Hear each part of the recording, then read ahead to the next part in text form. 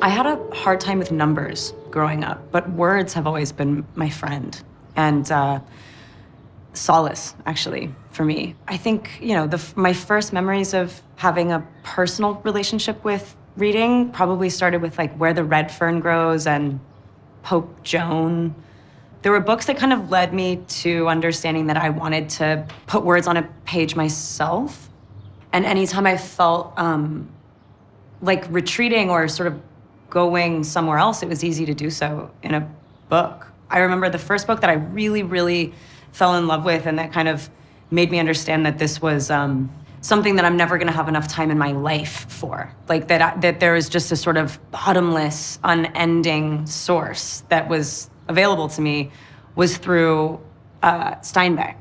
I read Cannery Row and I was just like, okay, well, I'm gonna read everything he's ever written because I just wanna be with this person. I wanna hear his voice in my dreams. Like I want, anyway, so that was my first obsession. And that was like probably beyond like all of the sort of little kid novels, the first time that I was like hungry, sort of insatiable.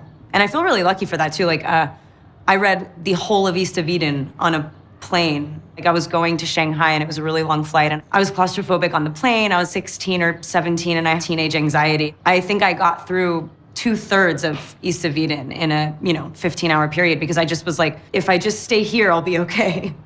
And that's for me like the big book. That is he's one of my all-time favorites. Just a real hero. Somebody that I love so much. I feel like I know him. But that book is so foundational, and I also have like a strong connection to California. There's a chance my heart is in the shape of California. I didn't really know my grandfather, and so I had Steinbeck instead. I just learned so many lessons from that book and continue to. I've read that book out loud twice, and I've read it probably like 6 or 7 times to myself. I can't remember how I found Cannery Row. I guess maybe it was like kind of bolstered by a teacher that I had in the 6th grade, and I just never liked school until then, but she was like social studies and English. I think this kind of coincided with the time in my life that I started to become really obsessed with reading, and not just sort of my own journals, but actually really engaging with authors and stuff. I think she has a lot to do with that. So when I was a freshman in high school, I read On the Road, and I also had a meeting with the director that was going to adapt the novel. And it's funny, I look back on my relationship with On the Road and how I held these men in such high esteem because they just lived life to the fullest. And I love On the Road, and I love all of the avenues that it took me down and all the different writers that it has led me to. And I loved making that. I loved working on that movie with that group of people. And as I get older, I think that what I'm really obsessed with is their sort of repossession of form. Their lifestyles were like wild and crazy, and they ran around a lot and were reckless and sort of constantly chasing the it of it all. Sort of just hungry, sort of voracious people. I always was really inspired by that. But as a grown-up person, I think that what I was really attracted to was somebody taking a sentence and just deconstructing it, turning it inside out, making it theirs, making it physical. It's such a rhythmic book, and that whole kind of area in literature is, it has an instinct and a quick-footed sort of inclination. And I think that most things that are exceptionally true are impulsive, or at least it makes sense that that's where I started. So I just read Saint Joan of Arc by Vida, and I've never read anything else by her. I just bought everything she's ever written. I'm so intrigued by this person. There's a sort of pragmatism to her writing, but sort of an awareness of the small and tender things in a way that feels very protected. I think that she is somebody that, and I could be wrong, I need to sort of learn more about this person. I'm so curious about her, but she seems protective of her intellect, very proud of it, and it seems like it's being broadcast. It just makes sense considering, I think she was writing in like the 20s, and it wasn't like the easiest time comparatively. It's hard to generalize, but for a woman at that time having a voice and having it be so loud, she just feels like this undeniable force. And when I read the biography, I had been inspired to read Saint Joan of Arc by a book called The Chronology of Water. And Lydia Yuknovich, who wrote that book, it's a memoir. She talks about a lot of the books in her life, this being a really, really seminal and foundational, formative experience, reading this thing. And I just can't really believe that it happened. There is something about believing in something so much, so hard, and sort of just making mountains move and making men change. There are a few lines in it that are so striking. There's one about that she changed the minds of men, or if they couldn't change her mind, then they would destroy her body. It moved me to the core. And you could have written that story in so many different ways, and the way she decided to talk about her was so cool. It just said so much more. It was so much more than historical fiction to me. All we do is make up stories. That's how we live. That's how we survive. That's how we make it through. Everyone's narrative is different. And so for her to impose hers with the strength that she did, I just can't believe the power that she had is just like, it's miraculous. It feels like an absolute miracle. And it also feels like insanity, which sometimes, obviously, it's really hard to tell the difference between those two things.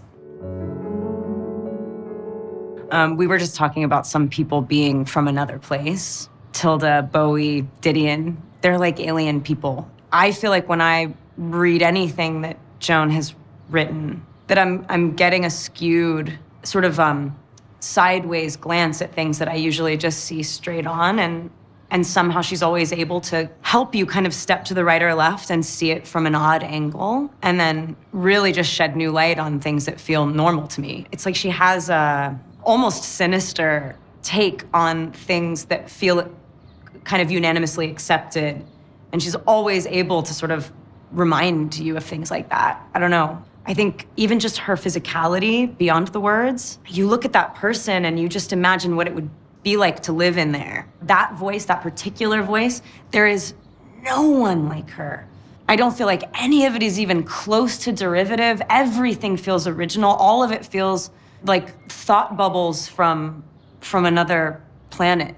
I love that person so much. And I love her kind of obsession with flow, process, how things work. I'm kind of an immediate, very present, really kind of to a fault, momentary person. And, you know, our strengths are our weaknesses, and our weaknesses can be our strengths. And so that's like cool for me, but I love how she will dissect, you know, the Hoover Dam. How does it work? All that power, keeping all that power in, like just her sort of like, her being taken with how freeways work. Stuff like that, I'm like, I would never think like that. And then making it somehow really personal and making it almost like, you know, she's writing about freeways, but she's writing about us. She's writing about people all the time. I always wonder if there's a movie somewhere, a sort of untapped resource or a story that hasn't found its way out yet. Or Van Gogh's, I don't know if I said that right, but Van Gogh's letters, they're all to his brother. So Henry Miller's really obsessed with them. And I'm really obsessed with him. And through him found Anais and these particular letters. It's just the way that he describes them, sort of asking his brother for paints and to really invite him to love painting and things that are beautiful as much as he does, but how kind of untouchable that particular fascination and passion is. It's so his, he feels like he can barely share it. And when he articulates that, you just go, it's okay because you made all of these paintings and we do share it with you. But it's like this frustration of not being able to externalize something that is inside of you that feels really urgent and kind of scary. And there's just a tenderness to it, to those letters that I find really, really, really endearing. I think my kind of obsession with like autobiographical stuff, most writers when they talk about writing, or at least like, I guess the sort of conversation that I'm thinking of now is that classically it's like, oh, you write what you know, or, you know, I've just heard a lot of people voice frustration and being like, yeah, but you can make stuff up too, and that can still be your story. And, I do find that every single time I get obsessed with one writer and you read sort of a slew of their books, and if you read them in order, they all feel like there's like a through line. Like I'm obsessed with Lydia Yuknavitch. I'm really obsessed with her memoir. Every one of her novels is a different iteration of that story. I feel like she's written all over her body. And that's what we get to have of her. I feel that way with the writers that I've really just become obsessed with. Like Bukowski is somebody that writes about himself a lot. And Ham on Rye is one of my favorite books of all time. It's sort of like from the perspective of a very young kid growing up. And it just feels so visceral and so real and about so much more than just him. Like, I think I just want to read private things. And then also feel like, I don't know, you can kind of like decode messaging and find submerged stories and subliminal things that maybe they didn't even know about. And you're like, ooh, it's like you sort of turn into an analyst and read people's journals. So Sapiens and Homo Deus was really helpful for me because I classically kind of have a chip on my shoulder for, I decided to make a bunch of movies and not go to college. And so it was really nice for me to be given something I could hold in my hands and kind of help me zoom out. I'm somebody that becomes so fixated on detail and so kind of lost in them. It was just really, really cool to have somebody like hold my hand and go, I think you need to step back a little bit. And I think the Homo Deus particularly because it is a brief history of tomorrow. Honestly, it just blew my head off. You know, we all get really obsessed with ourselves. We all get so swept up in the idea of individuality. And I love that. That's how we all get to make art and relate to each other and all of that. But it is nice to know that you are a part of a very large whole and that we've wound up here and that it is so chaotic. And certain things that we do, certain things that we believe, all the conditioning, all of the ways in which we've wound up here, those things are not always things that you think about day to day. It was a fun thing to read alongside this movie that I did called Love Me, about sort of deconstructing the idea of individuality, knowing that we all kind of like, we have a me in there, obviously, but at the same time, what is that? Does that even exist? Is that something that we've made up? Bluets is one of the most achy books that I have ever read. I got really stuck on that one. I've given that book to 1,000 people.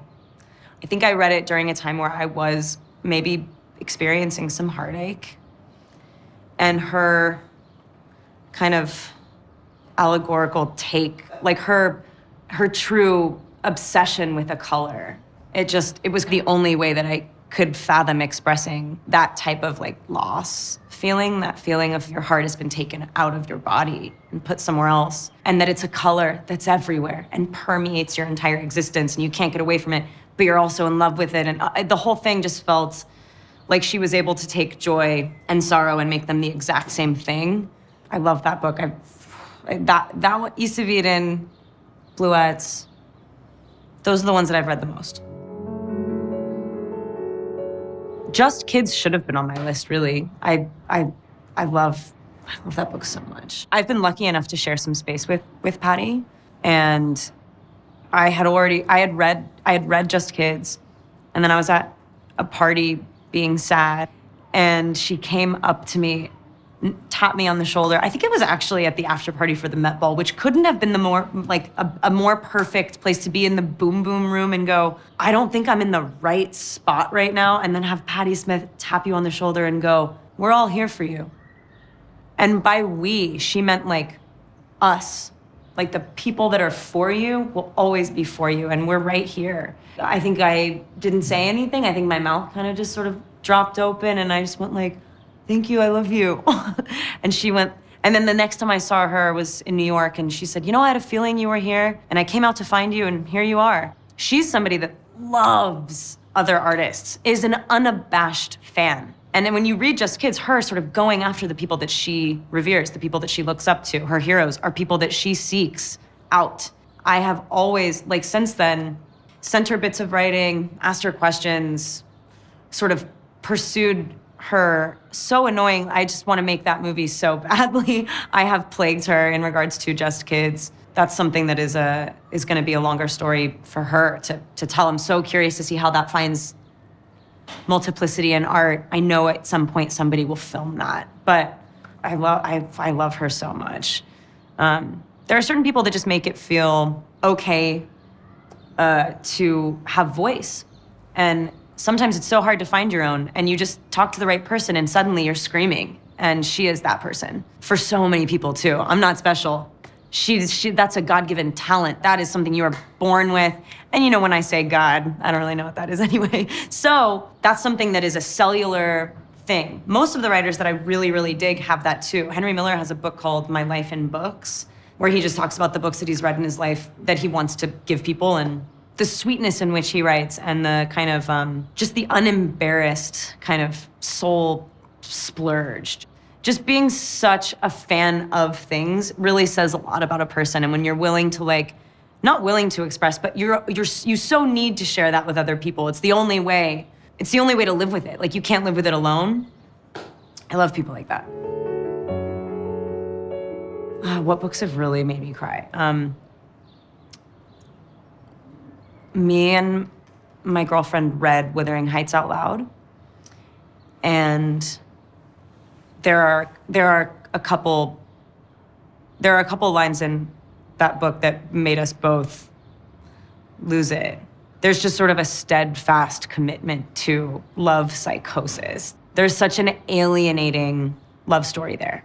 Maybe this is totally cliche, but when you really, really think that you have found the person, it's a secret. It's literally an impenetrable, impossible to share or describe to anyone that is not that person, or even not that person, just to yourself. That Heathcliff really, really smacks right on the head very hard.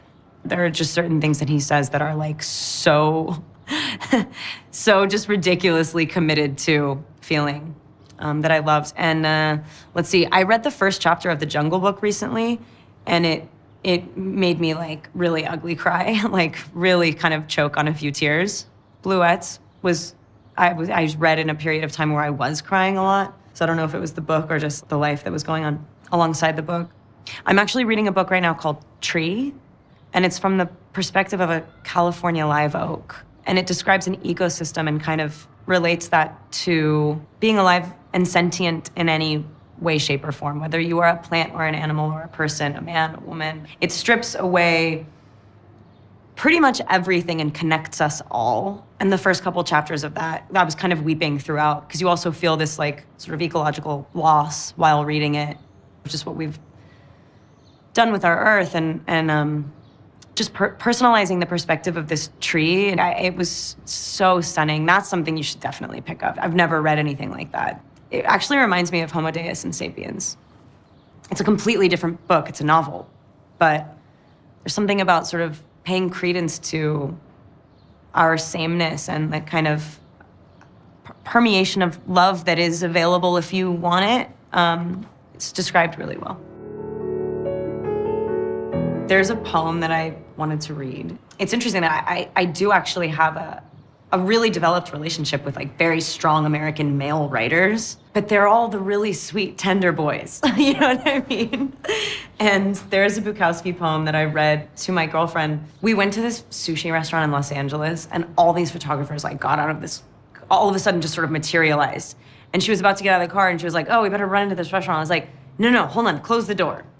And I pulled out, I happened to have a collection of Bukowski's poems called You Get So Alone at Times, It Just Makes Sense.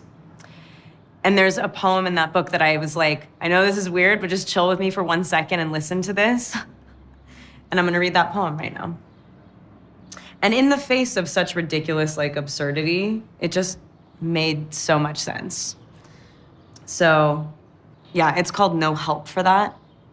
There is a place in the heart that will never be filled. A space. And even during the best moments and the greatest times, we will know it. We will know it more than ever. There is a place in the heart that will never be filled. And we will wait and wait in that space. And so for somebody who's, you know, a kind of like raging alcoholic American brute, he's so touching. And also just like strikingly, scarily true. You're just like, oh no, there is a part that we will always be digging for, trying to share. And that's the reason we will always be writing books and making paintings and making movies and trying to get that out. But there's always that little spot that you just can't get to. Yeah, I love that man.